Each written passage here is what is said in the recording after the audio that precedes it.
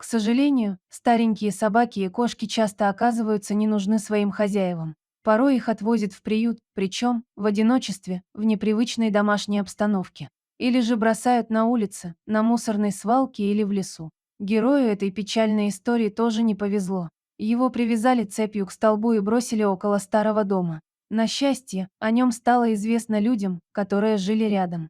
Они-то и помогли бедному, брошенному псу. Позвонили волонтерам. Когда те прибыли на указанное место, то даже не поверили тому, как можно было додуматься посадить на цепь собаку у нежилого, ничейного здания. Однако это была правда. Белоснежный песик был жертвой своих бессердечных хозяев. Он лаял несколько дней подряд. Звал на помощь. Когда его заметили, то позже выяснили, что хозяева собаки просто уехали в отпуск. Не одни, а с другим своим псом.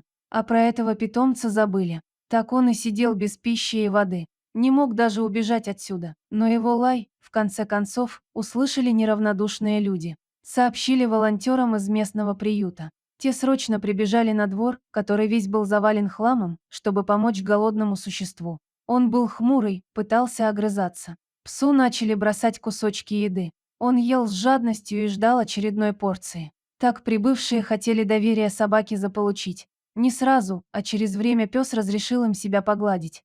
Так что контакт можно было считать установленным. Волонтеры продолжали удивляться. На этом грязном, запущенном дворе была посуда. Но вся пустая. Хозяева, уезжая, даже и не подумали оставить псу хотя бы воды, не говоря уже про еду. Не подумали и о том, что тяжеленная цепь причиняла собаке боль, поранила ее, и раны тоже сильно болели. Когда волонтеры сняли с пленницы цепь, то увидели еще и красный след вокруг ее шеи. Более того, собака была настолько неухоженная, что у нее уже развилась инфекция кожи, а местами на теле виднелась чесотка. Если бы собаку не нашли, то она бы умерла. Но ее нашли и вовремя. Отправили к ветеринарному специалисту. Тот принялся за лечение. И уже через 10 дней собака стала чувствовать себя намного лучше, успокоилась. Остается надеяться, что ее отнимут у нерадивых владельцев и передадут в тот дом, где о славной собачке начнут хорошо заботиться.